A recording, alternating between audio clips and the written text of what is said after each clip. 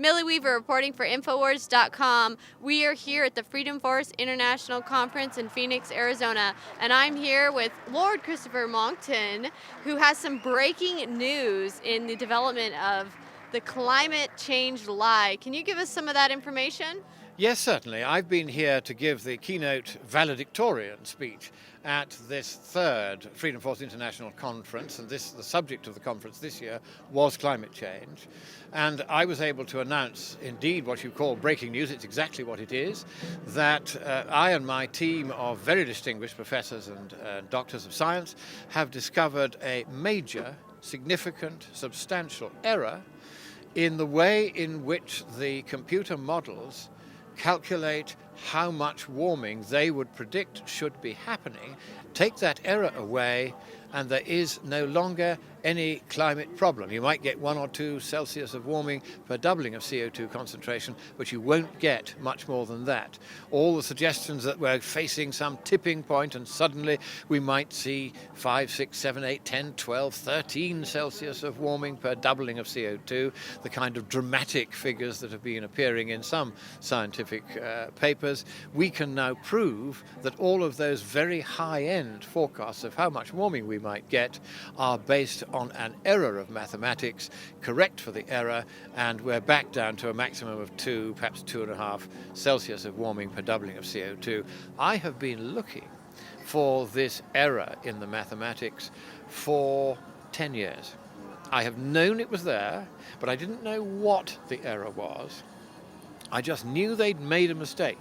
And I knew this because I'm a classical mathematician. In roughly 340 BC, Menaichmus of Alopekonissos in Asia Minor, now Turkey, studied a particular one of these curves. It was the hyperbola, in particular a special kind of that hyperbola called a rectangular hyperbola. And he took the intersection of that with a parabola to establish the solution to the longest standing problem in early mathematics of the classical world, which curiously pops up in the determination of the temperature response to temperature feedbacks in the climate. This same curve appears, as it does in all feedback mathematics. Feedback mathematics originally came from electronic circuitry. That's where they were able to work out very precisely how the equations worked. What the mistake was that the climate scientists had made, they had borrowed the mathematics of feedbacks from electronic circuits, and that was an appropriate thing to do. It's perfectly correct to do that, but they had misunderstood it, and they'd made a mistake on the way, and it was that mistake that I, at last, after 10 years of looking, found. And just a few weeks ago, an electronic engineer got in touch and he said, well, you may like to read this particular textbook because they have made mistakes, though he said, I, like you, can't find out what the big one is. So as soon as I read the textbook, and because I had this knowledge of this curve, I knew at once what they'd done wrong. That's the nature of the error. It's that they're doing the calculations at the wrong end of the curve and getting very silly, exaggerated results because of that. At this conference, other errors were also put forward. Professor William Happer, for instance, who's perhaps the most distinguished physicist still practicing today. He's the Cyrus Fogg Brackett Professor of Physics at Princeton, who doesn't believe a word of the global warming nonsense.